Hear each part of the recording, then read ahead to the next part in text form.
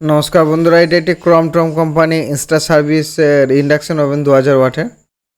তো এটার প্রবলেম হচ্ছে যে এটা অন অফ সুইচ প্রেস করার পর আর অন্য কোনো কি মানে অর্থাৎ পাওয়ার কি ছাড়া অন্যান্য কি আর এটার মধ্যে ধরছে না। তো এই ভিডিওগুলো অনেকগুলো পার্ট আছে, আমি একটা একটা করে আপনাদেরকে স্টেপ বাই স্টেপ দেখাবো। তো এটা এই ধরনের প্রবলেম বেশিরভাগ এই ধরনের ইন্ডাকশন সার্কিট বোর্ডের মধ্যে বেশি দেখতে পাওয়া যাচ্ছে। বিশেষ করে ক্রমটম ইন্ডাকশন ওভেনে এগুলো বেশিরভাগ এই প্রবলেমটা দেখা দিচ্ছে। দেখবেন এটা সবারকার এই ধরনের প্রবলেম দেখা দিচ্ছে। তো সম্পূর্ণভাবে আপনারা ভিডিওটি দেখুন, আর পেজে নতুন হয়ে থাকলে আপনারা অবশ্যই পেজটা ফলো করে রাখুন, আর যারা ইউটিউব থেকে দেখছেন তারা অবশ্যই চ্যানেলটা সাবস্ক্রাইব করে রাখুন। তাই আমি সম্পূর্ণভাবে পুরো স্টেপটা দেখাবো। তার আগে ইন্ডাকশন সার্কিট ওভেনটা একটুখানি খুলে নেবো আমরা। তো এটা দেখুন অনেকটা পরিমাণে নোংরা লেগে থাকা, যে কারণের জন্য এটা একটুখানি পরিষ্কার করতে হবে। তো এটা দেখুন ফ্যান টেন এগুলো সমস্ত কিছু আমরা একটুখানি পরিষ্কার করে নেবো। তো এটা প্যানেল বোর্ডটা দেখাবো আপনাদেরকে। দেখুন এই যে প্যানেল বোর্ডটা, তো প্যানেল বোর্ডটা একটুখানি পরিষ্কার রয়েছে। দেখুন এটা এটা আমরা একটুখানি পরিষ্কার করে নেবো এগুলো সমস্ত কিছু। তো তার আগে এগুলো আমরা সব কাজগুলো করতে হবে। তার আগে সর্বপ্রথম আমাকে ইন্ডাকশন ওভেনটা এবং এই যে প্যানেল সার্কিট বোর্ড এটা সম্পূর্ণভাবে পরিষ্কার করতে হবে। তো আমরা দেখুন সার্কিট বোর্ড অনেকটা ক্লিয়ার মানে অর্থাৎ ক্লিন করে দিয়েছি আমরা। দেখুন অনেকটা পরিষ্কার হয়ে গেছে। এটা দেখুন হচ্ছে সার্কিট বোর্ডটা, এবং এটা দেখুন অনেকটা পরিষ্কার হয়ে গেছে।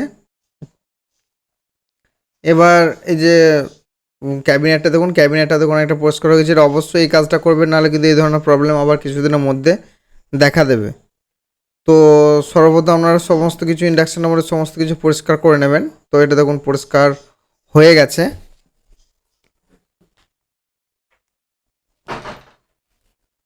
তো এই দেখুন এখানে যে এই যে ফ্যানটা রয়েছে, দেখুন এই ফ্যানটাও অনেকটা পরিষ্কার করে দিয়েছি। তো দেখুন এটা পরিষ্কার হয়ে গেছে অনেকটাই।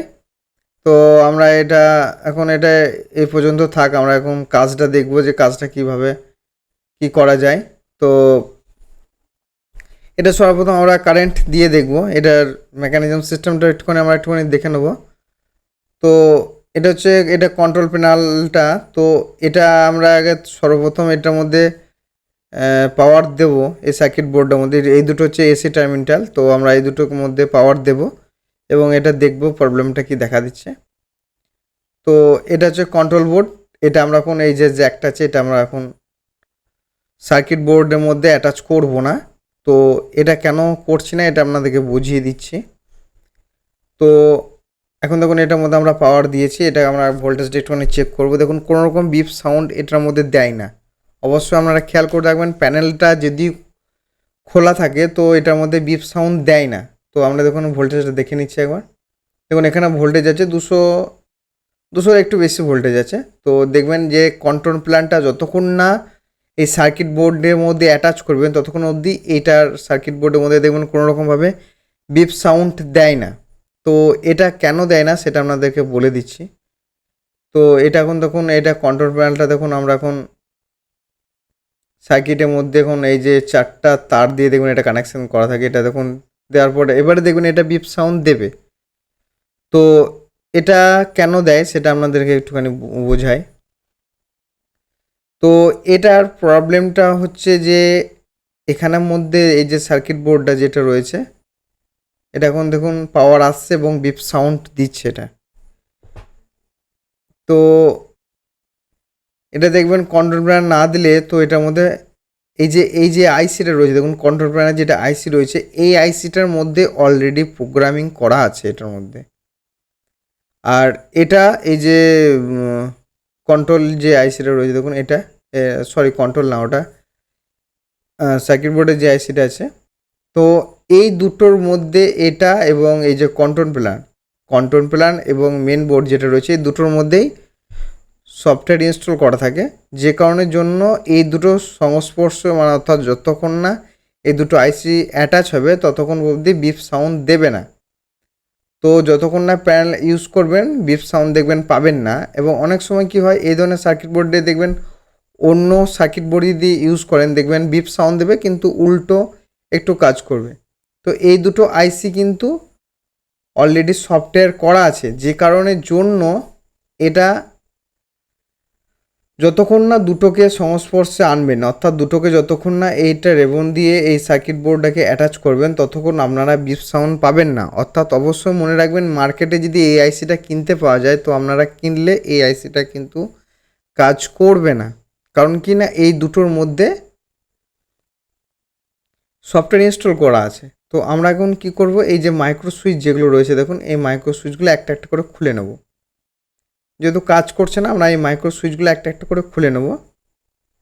তো এটা দেখুন আমাদের একটা একটা পরে একটা করে আমরা সব এগুলো মাইক্রো সুইচগুলো তুলে নিচ্ছি। তো দেখুন আমাদের মাইক্রো সুইচগুলো তোলা হয়ে গেছে। এখন এই বোর্ডটা দেখুন অপরিষ্কার রয়েছে, এগুলো আমরা একটুখানি পরিষ্কার করে দেবো। এটা দেখবেন সামনে ফ্রন্ট প্যানেল দিকে একটুখানি জল আর এসব ঢুকে গেলে এই প্রবলেমটা বেশিরভাগ দেখা যায়। দেখুন এখানে এই যে এলইডিগুলো রয়েছে দেখুন, এই এলইডিগুলো আমরা সর্বপ্রথম তুলে নিচ্ছি। দেখুন এই এলইডিগুলোর মধ্যে দেখুন ভেতর সাইডে একটুখানি ময়শ্চারাইজার পড়ে গেছে, যে কারণের জন্য এটা প্রবলেম হচ্ছে অনেক সময়।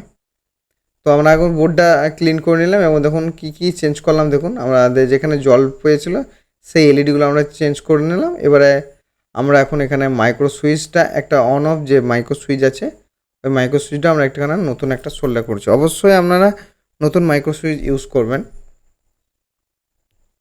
তো দেখুন আমরা এখন নতুন একটা মাইক্রো সুইচ এবং বাদবাকি সমস্ত মাইক্রো সুইচগুলো আমি নতুন ইউজ করে নিয়েছি।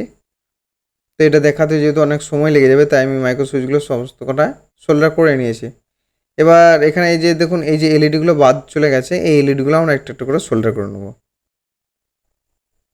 তো আমরা এখানে একটা করে এলইডি আমরা এখানে সোল্ডার করে নেব।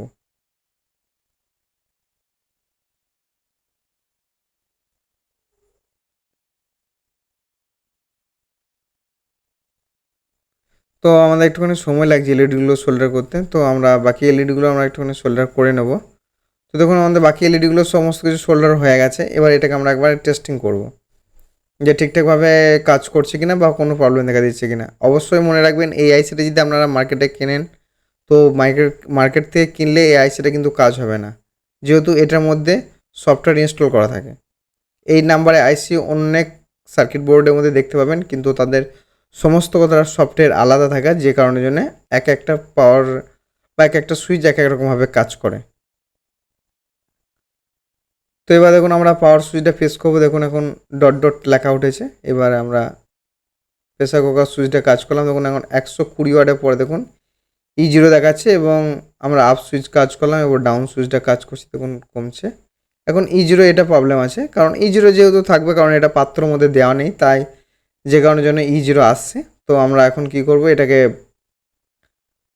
একবার সমস্ত সুইচগুলো একবার চেক করে নেবো। হ্যাঁ, তো দেখুন কন্টিনিউভাবে সমস্ত সুইচই ধরছে।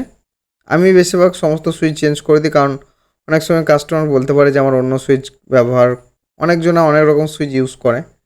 তো যে কারণের জন্য আমি সব সুইচগুলো নতুন অবশ্যই সোল্ডার করে দিই। তো আমরা এখন এটাকে সম্পূর্ণভাবে ক্যাবিনেটসের মধ্যে একদম ফিটিংস করব। ফিটিংস করার পরে একটুখানি এটার মধ্যে স্টার্ট করে দেখব যে ঠিকঠাকভাবে কাজ করছে কি না। তো আমরা এটা এখন ক্যাবিনেটের মধ্যে একটু হালকাখানি শুধুমাত্র টেস্ট করার জন্য এটা আমরা এখন স্ক্রু টাইট করব না, শুধু টেস্ট করার জন্য এটাকে আমরা শুধু চেক করব এটাকে। তো এখন দেখুন এটার মধ্যে পাওয়ার সুইচ কাজ করছে এবং বাকি সুইচগুলোও কাজ করছে। এখন দেখুন 120 ওয়াটেজ আসছে, E0 প্রবলেমটা চলে যাচ্ছে। পত্র সরিয়ে নিলে দেখুন অবশ্যই E0 দেখাচ্ছে, কারণ এটা হচ্ছে প্রবলেম না, এটা হচ্ছে নিয়ম। তো এবার দেখুন আমরা পাত্র চাপিয়ে দিয়েছি। তো এখন দেখুন 120 লেখা উঠছে, অর্থাৎ 120 অর্থাৎ 2 ঘন্টা এটা ইন্ডাকশানটা কন্টিনিউ চলবে। তো এবার আমরা আপ সুইচ প্রেস করছি। হ্যাঁ, দেখুন এখন জলটা গরম হয়ে গেছে। তো ভিডিওটি যদি ভালো লেগে থাকে প্লিজ একটা লাইক অবশ্যই করবেন এবং আপনাদের বন্ধুদের সঙ্গে শেয়ার করবেন। আর কী ধরনের ভিডিও পছন্দ অবশ্যই আমাকে কমেন্ট করবেন এবং আমার টেলিগ্রামের লিঙ্ক দেওয়া থাকবে, ওখানে আপনাদের কোনো কিছু যদি অসুবিধা হয় অবশ্যই আমাকে SMS করবেন, আমি আপনাদেরকে যথাসাধ্য রিপ্লাই করে দেবো। তো আজকে ভিডিওটা এতটাই, সব ভালো থাকুন, সুস্থ থাকুন।